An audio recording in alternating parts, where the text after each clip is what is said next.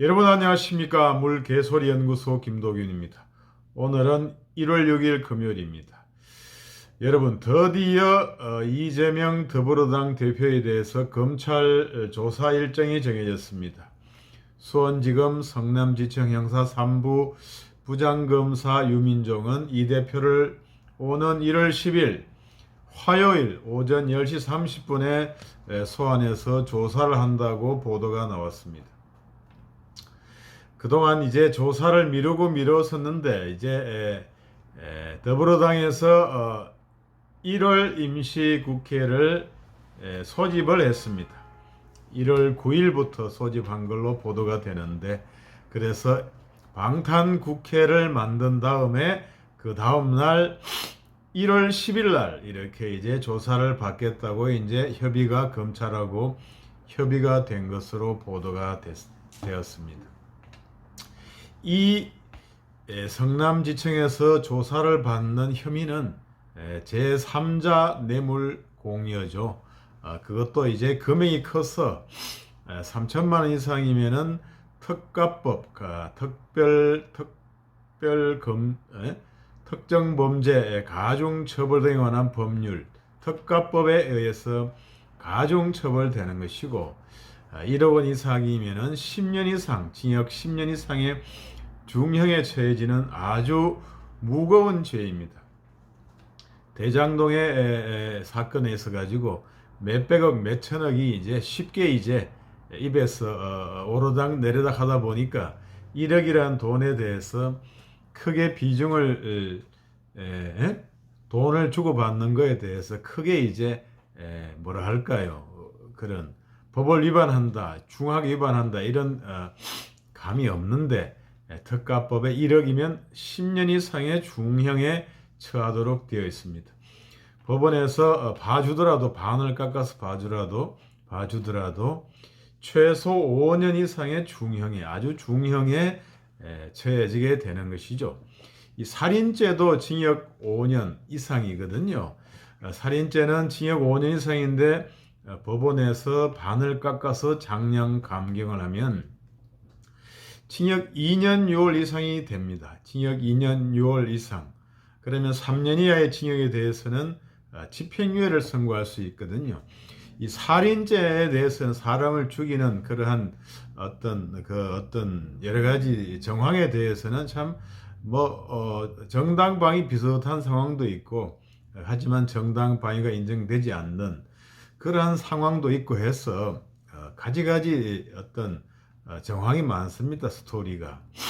그렇기 때문에 살인죄에 대해서 가끔 이렇게 집행유예가 가끔 선고되는 그러한 경우에 있죠. 징역 3년에 집행유예 5년이라든가 이런 식으로 되어 있지만, 이 특가 뇌물 1억 원 이상이 인정이 되면 집행유예가 아예 불가능합니다. 그래서 기본적으로 실형 선고거든요. 징역 최소 5년 이상의 1억 원 이상의 수수 금액이면 징역 5년 이상에 대해서 빼박이 되는 것입니다. 그래서 이 제3자 뇌물 특가 뇌물 공여가 1억 이상일 경우에는 특별한 일이 없으면, 범죄 성립에 별다른 의문이 없으면 그냥 구속 긴급 체포해 가지고 구속영장을 청구해야 되는 그러한 사건이다, 이렇게 말씀드릴 수가 있겠습니다. 모르긴 몰라도 이렇게 중한 범죄이기 때문에 이 특가 제3자 뇌물 공여, 이것이 중한 금액이 하도 커서 두산건설에서 찬조받은 이렇게 후원이 아니죠. 광고에 협찬한 것이 42억이기 때문에 어마무시한 금액이 되는 거죠. 그래서 5년 이상이 되는 건데, 이 죄가 인정이 되면은 그냥 이렇게 긴급 체포에 구속영장 청구가 들어가야 되는 그런 사건이기 때문에 이재명 대표도 두려워했던 것이 아니겠느냐. 본인이 변호사이기 때문에 범죄의 성립 여부에 대해서 잘 알고 있을 것입니다. 무슨 이 제3자 뇌물 공여는 뭐 일반 늘 보도가 나오지만 이 본인 손에 이재명 대표라든가 공무원의 통장에 지갑에 돈 10원이 들어오지 않더라도 이 성립이 될 수 있는 그러한 범죄다. 이렇게 되는 거죠. 내 통장에 돈 한 푼 안 받았다. 이런 것은 변명이 안 되는 얘기거든요. 이것은 쉽게 말하면 핀트가 안 맞는 얘기다. 남의 다리 긁는 그러한 변명이다 이거죠. 원래가 제3자 뇌물교부는 내 통장에 돈이 안 들어오는 거기 때문에 제3자한테 돈을 줬다 해서 뇌물공여지, 내 통장에 내 부인, 남편, 자식 통장에 돈이 들어오면, 내 회사에 돈이 들어오면 제3자 뇌물교부가 아니고 그냥 내가 뇌물수수한 수뢰죄가 되는 겁니다. 그래서 내 통장에 돈이 안 들어왔다, 이것은 변명이 안 되는 거죠. 그래서 말도 안 되는 남의 다리 긁는 그런 변명은 필요가 없는 것이고, 물론 이재명 대표도 그러한 변명을 하지 않습니다. 다만 이제 무슨 그러한 뭐 시를 위해서 어떤 시민을 위해서 그 광고 협찬을 받았다라든가 이렇게 해서 되는 것이거든요. 그런데 이 성남FC는 어떤 성남시가 아니거든요. 그냥 주식회사예요. 주식회사. 그래서 주식회사는 뭐예요? 이게 다른 주주들이 있을 수가 있는 그러한 것이다. 일종의 공기업 뭐 이런 측면이죠. 그래서 주주들이 많이 있는 일반 개인 주주도 있는 그러한 것이다. 이렇게 되는 것이죠. 그래서 제3자 뇌물교부의 성립, 이것은 결국에는 대가성이 있느냐 없느냐, 공무원이 어떤 용적률 변경이라든가 이런 걸 해줬잖아요. 그건 맞으니까.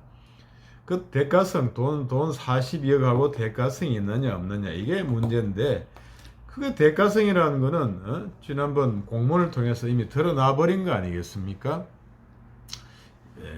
병원 부지를 이제 상업 용지를 해주면은 기부하겠다, 뭘 하겠다, 이렇게 돼 있는 거잖아요. 그래서 대가성은 빼박이 되는 것이다, 이렇게 되는 거죠.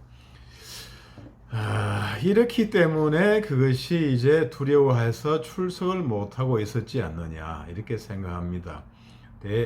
아주 복잡하고 난해한 그러한 미로 같은 대장동도 이제 90%는 됐다고 보지만, 그 대장동에 비해서 이 성남FC 사건은 이해하기에 아주 용이합니다. 특히 이제 그 중에서 이제 160억 중에서 42억에 해당하는 두산건설에 대해서는 그 별로 우리가 봤을 때는 변명의 여지가 없지 않느냐.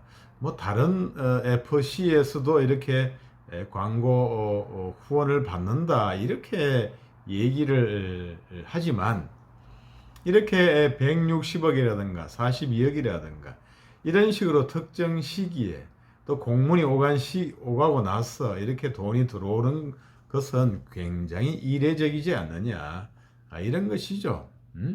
그래서 평소에 어느 정도 후원이 됐느냐라든가, 그 다음에 그 대가성에 관한 증빙 자료가 있느냐, 이런 걸 보면 이제 대가성 여부를 알 수 있는 거죠. 그래서 이 두산건설에 대해서는 상당히 그게 변명의 여지가 별로 없지 않느냐, 이렇게 되고, 사실은 뭐 그 한 건으로만 해도 구속영장 청구 사유가 되는 거죠. 그게 형이 아주 중한 거라서. 그런데 이제 그런 것을 두려워하기 때문에, 이재명 대표도 그런 걸 잘 알기 때문에 임시국회를 소집하고 이제 그 다음 날 이제 출석하게 되는 거 아니냐, 이렇게 생각이 듭니다. 참 여기에 대해서 이제 이런 얘기가 있죠. 뭐냐, 우상호 더불어당 의원이 한 얘기가 있습니다. 성남FC 불법 후원금 사건 피해자 이재명 대표에 대한 검찰의 강제 수사 가능성과 관련해서 사람들이 너무 쉽게 얘기하는데, 대한민국 정치사에 제1야당 당수를 구속시킨 전례가 없다. 뭐 그렇게 전례가 없을 수가 있겠습니다. 구속 수사, 구속 등 강제 수사를 하면은 그러니까 CBS 라디오 김현정의 쇼에 나와가지고 나라가 뒤집어진다. 명백한 100% 증거도 없는데 그런 일이 대한민국에서 가능하다고 생각하나? 에? 이렇게 얘기를 했다고 보도가 나오네요. 자, 그런데 이것을 한번 생각해 보십시오. 우선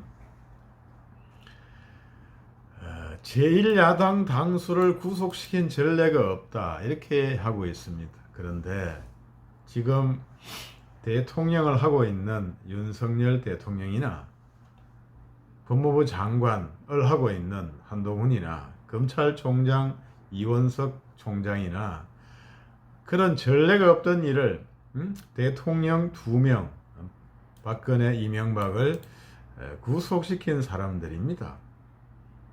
그리고 현직 검찰총장이 법무부 장관 수사를 하고 해서 수사를 하고 해가지고 대통령하고 맞짱 뜨다가 지금 사표 내고 나와서 다시 새로운 대통령이 된 사람입니다. 그래서 전례가 없다 이런 것으로 가지고는 위험성을 회피하지를 못하는 그러한 사람들이다 이렇게 말씀드릴 수 있겠습니다. 법대로 한다. 앞뒤 안 가리고 법대로 하는 그런 스타일이다 이렇게 볼 수가 있겠습니다. 그리고 명백한 100% 증거도 없다 이렇게 하는 거고 하는데 이 부분도 오히려 성립할 두산 건설에 대해서는 이 범죄가 성립할 가능성이 더 많다 이렇게 되는 거거든요. 명백한 100% 증거도 없는데 그 구속영장 청구에서 100%까지의 증거를 요구하지는 않습니다. 그런데 상당히 성립될 가능성이 많다. 이렇게 40억까지만 하더라도 한 건만 가지고도 성립할 가능성이 많다 이거예요. 그것만으로 징역 5년 이상이 되는 거죠. 아주 감경을 해도. 그래서 아주 위험한 상황에 있다 이렇게 말씀이 되겠습니다. 그래서 100% 명백한 증거도 없다. 이것은 또 잘못된 얘기라 이렇게 생각이 됩니다. 그리고 나라가 뒤집어진다. 강제 수사를 하면 이렇게 얘기를 하는데 그동안에 나라를 뒤집고 왔다. 박근혜 탄핵이라든가 박근혜 이명박 수사를 통해서 나라가 뒤집혀져 왔다. 이렇게 생각이 되는 것이고요. 이미 수사를 각오하고 있었고 이런 일에 대비해서 국회의원도 출마하고 대통령 낙선하자마자 국회의원도 출마하고 그리고 당대표도 또 나오고 뭐 이런 것들이기 때문에 갑자기 갑작스러운 일도 아니다 이렇게 생각은 듭니다. 그래서 나라가 뒤집어질 일은 없다. 올 것이 왔구나. 흉흉하다 이렇게 생각이 되겠지만 오랫동안의 여러 가지 혼돈을 잠재우고 이제 나라를 바로 세울 수 있는 그러한 동시에 그러한 혼란의 시대가 지나면 어차피 혼란이 올 수밖에 없는데 혼란의 시대가 지나면 이제 또 새로운 안정과 새로운 또 인물이 나오는 것이죠. 그래서 나라가 뒤집어질 일도 없고 조금 혼란은 있겠으나 그것이 오래 갈 수는 없다 이렇게 생각이 됩니다. 성남 FC를 가지고 조사하고 그것이 유일한 혐의라면 구속 사유가 안 된다. 왜냐하면 개인 비리가 아니라서 엄청난 법리 논쟁이 재판에서 벌어질 수밖에 없다 이렇게 되거든요. 그런데 이것도 참 우 의원이 잘 모르고 하는 소리죠. 개인 비리가 아니라 이런 것을 가지고 이제 개인 비리라고 하는 거거든요. 그냥 개인 비리라는 건 자기 통장에 돈 안 들어오면 개인 비리가 아니다 이렇게 생각하는데 그렇지 않습니다. 정치적인 목적과 어떤 또 여러 가지 이런 것을 가지고 그 기부금을 광고 협찬을 받으면 그것이 이제 뇌물이 되는 거고, 뇌물이라는 것은 이제 공무원 공익에 관한 죄이거든요. 그렇기 때문에 중대 사안이다. 특별히 법리 논쟁이 벌어질 여지도 별로 없지 않느냐. 이 죄가 여러 가지 이재명 대표가 받고 있는 의심, 범죄 혐의 가운데 가장 입증하기 쉬운 그러한 죄다. 이렇게 되는 것이죠. 그래서 이제 대장동 수사라든가 재판이 조금 지연이 되니까 바로 이제 쉬운 거, 명백한 거 이런 것들 가지고 먼저 치고 나오는 것이다. 이렇게 볼 수가 있는 것이죠. 그리고 구속의 필요성, 도주나 증거인멸 우려가 있다고 할 수 없다 이렇게 하는데, 뭐 도주 우려는 없을지 모르겠습니다. 뭐 뻔히 아는 얼굴인데 또 하지만 또 알 수 없는 거고요. 증거인멸 우려는 있다고 볼 여지도 있는 거죠. 상당히 그렇게 되는 거고,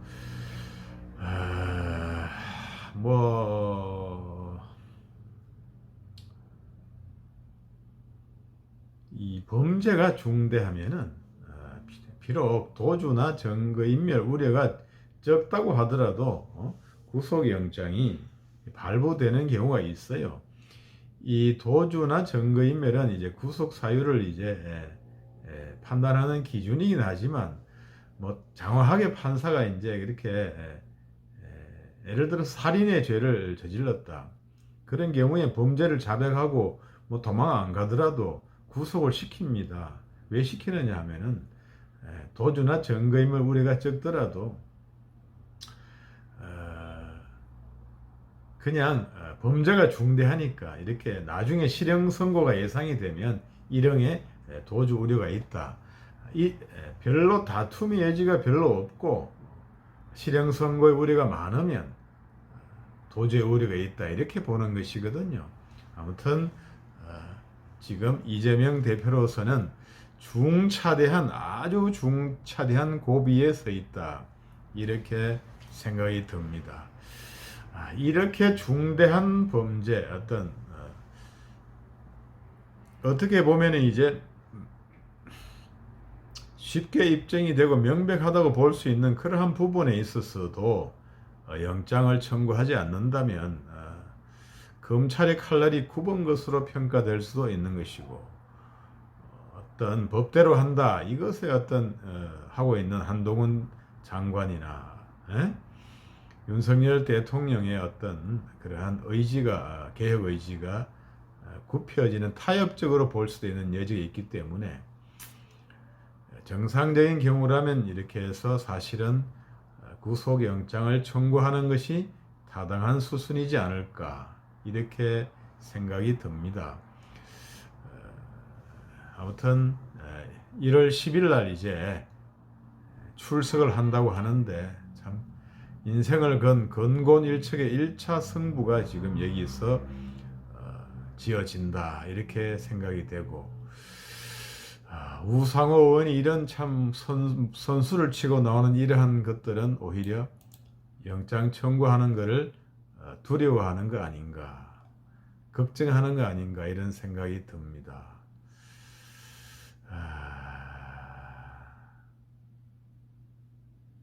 어떻게 될지 한번 잘 지켜보도록 하겠습니다. 이상 몰개소리 연구소 김도균이었습니다. 여러분 구독, 좋아요 부탁드리겠습니다. 감사합니다.